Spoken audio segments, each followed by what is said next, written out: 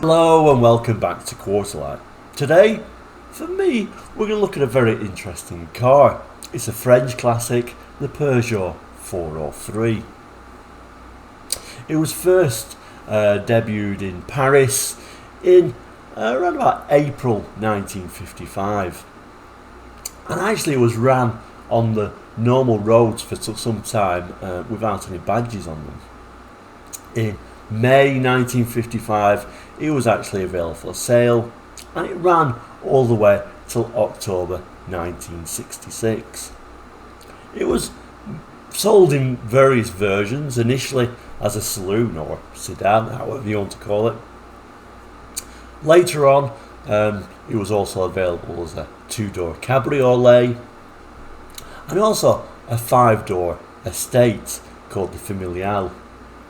That actually had 3 rows of seats, which always reminds me of the big Peugeot estates later on.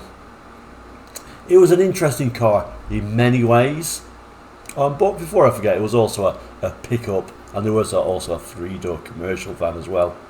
But going back to what I was saying, it's a very interesting car in many ways.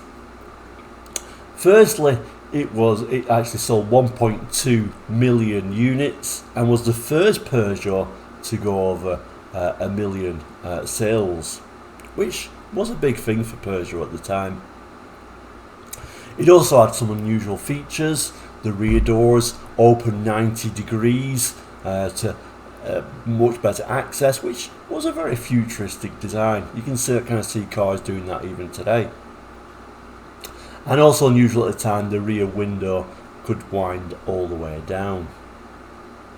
One other very interesting thing for me about the car, at least, is the two-door Cabriolet was the star in the detective series Columbo, starring Peter Falk. Being a big Columbo fan, I always see the car and always reflect it back to being this Peugeot 403. In the similar sort of ways as when you see an Anglia, you kind of like think about Harry Potter. And I'm sure I'll mention Columbo a few times as we look through the brochure. The brochure itself is from 1960. Columbo's car was about a 59 or 60, so it fits in really well with this brochure as well. But anyway, without further ado, let's have a look at the brochure and talk about the car in a little bit more detail. The 1960s Peugeot 403 brochure. No real other dates on there than 1960, but it was probably printed in 1950 for the 1960 models, I would imagine. Showing the saloon or sedan version, and also that Columbo Cabriolet, although this is a far more attractive version than Columbo's battered grey one. It was a Pininfarina design, and an interesting fact, particularly about that Cabriolet, it was actually 80% more expensive than the base sedan.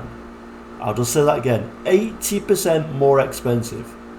The Cabriolet sold in very few numbers, as you can imagine. But anyway, let's look inside the brochure and see what else we can find. And here is the first page of the Peugeot 403 brochure. The first page is mentioning the Saloon Grand Lux 5 to 6 seater, 4 doors. Not sure about 6 seater, it would have been quite cramped with 6 people in there, but nevertheless that's what it's telling us. The first thing that strikes me about this particular car is that beautiful dashboard with that lovely speedo going across there, and that nice Peugeot emblem in the centre of that steering wheel, with that sort of like a half horn button going down the lower half of the steering wheel. And it's a really beautiful design for what would have been a kind of like a cheaper end of the market vehicle. And that's really what I miss with modern vehicles, these lovely little beautiful touches. I'd far prefer to look at this than today's screens and satellite navigation devices. I think that's a far more beautiful design. It mentions on here, it says, a great car for the road, strong, economical, fast and comfortable. The Saloon Grand Deluxe 403 is also very easy to handle in town traffic. It mentions briefly this 4-cylinder 65 brake horsepower engine.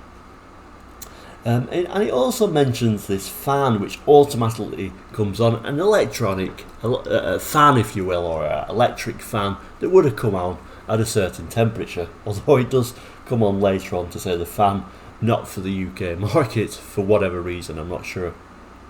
I guess they probably thought it was more useful in Europe with the warmer temperatures, I guess, but quite advanced for its time to have that particular feature on there. On the other side of the page, it shows the saloon itself, and immediately it dates the brochure just by the fashions that the people are wearing there.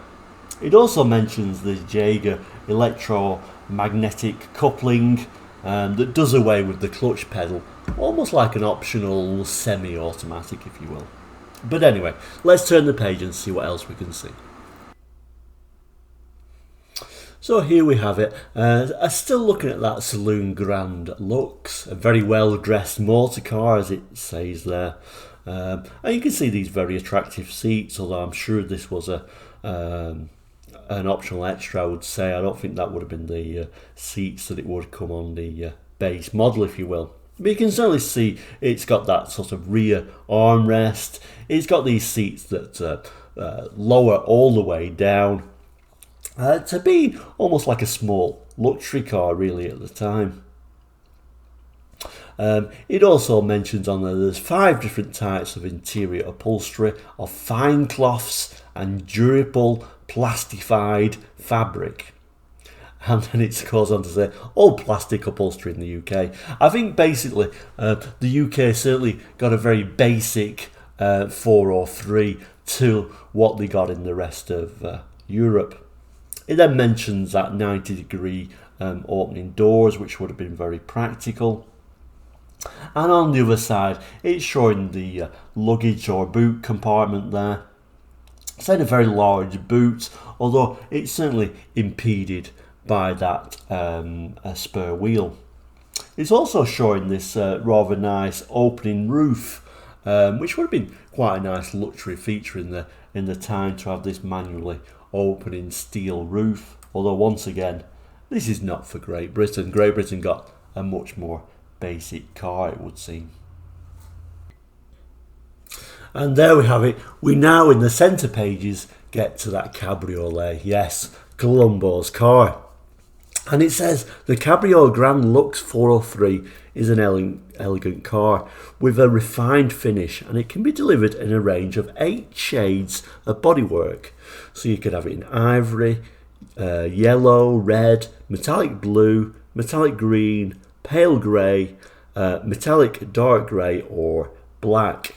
And it says the whole of the interior upholstery, seats, doors and dashboards are entirely in first choice leather in the following colours. So you can have it in sand, flame, blue or black. In fact, before we go any further, let's have a quick look at Columbo's car and see what colour that was. Okay, so this is only a very small picture, so I do apologise for that. But you can see this is Columbo's 403. Certainly not as nice as the ones in the brochure, but you can certainly see initially it's certainly got the original hubcaps that it would have from brand new, but a very sort of battered car indeed. Looking at the seats, it looks white there, but I can only imagine that it would have been sand coloured if they were the original seats, of course. I also noticed the front doors supposed to be opening 90 degrees, which is great access. Seems to be opening a little bit further than 90 degrees there, so maybe a slight problem with the door, unless it was rigged that way for the film, I'm not sure. The colour, now what colour would you say this is? I guess it would probably be classed as being pale grey. The next nearest choice would have been metallic dark grey. Hard to see on here because obviously it's shown as a very battered car that's probably never been cleaned in its life, but I presume that would be classed as being a pale grey colour. But anyway, let's go back to the brochure. One thing to mention though, of course, thinking about that, is always got the hood up on his Peugeot. Very rarely see him with the hood down. I think in one episode he says that he's never taken the hood down since new. Even though he lives in California, he always had the hood up. I think there was only 2 episodes in the whole Columbo series that he actually put the roof down on the car itself. But anyway, let's get back to the brochure.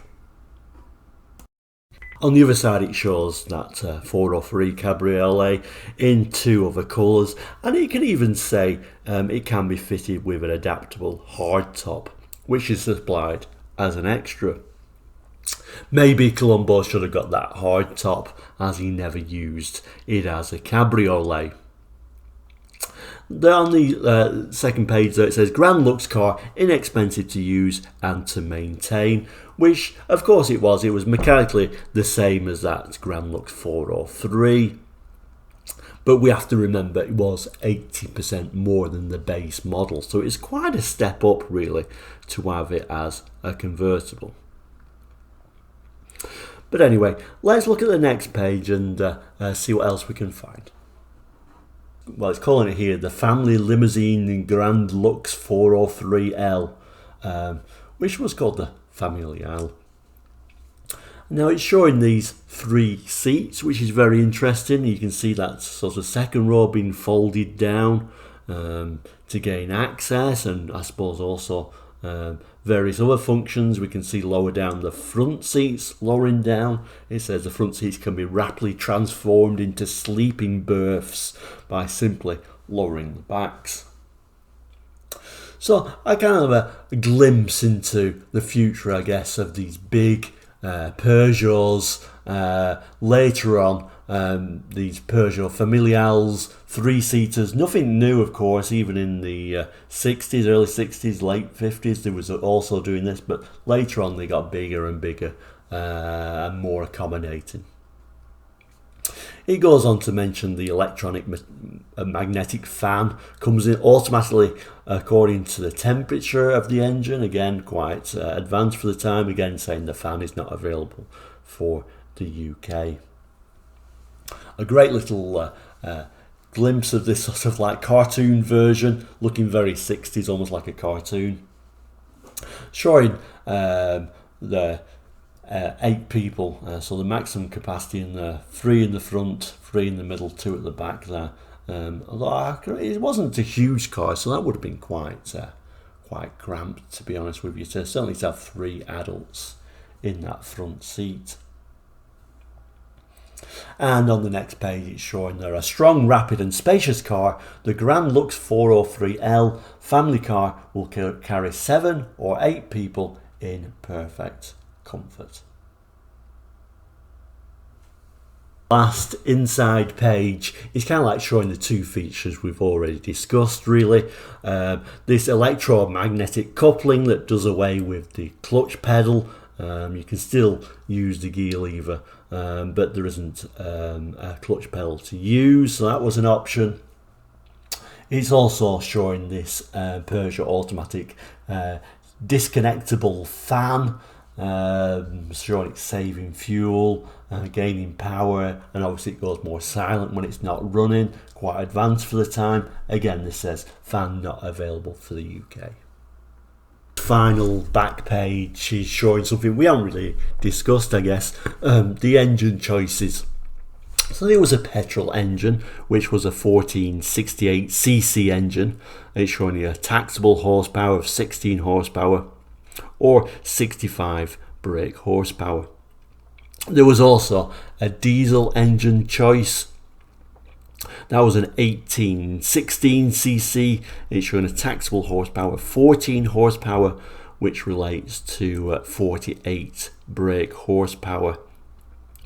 The diesels, I don't think would have been a great deal of fun. Certainly a very slow engine, no doubt, and certainly not chosen by many. So what happened next? Well, in 1960, really the superseded model, the Peugeot 404, came about. So then this Peugeot 403 introduced a 1290cc engine, so it's like a more basic version, and it kind of like limped along till 1966, but certainly a great selling car overall.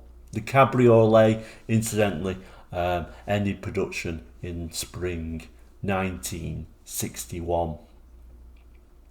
So what can we say about this car? I think it's an amazing car overall, particularly always relate it back to Columbo. But once again, thank you so much for watching Quarter Lights, and we'll see you again soon. Oh, just one more thing. Please do like and subscribe. Goodbye.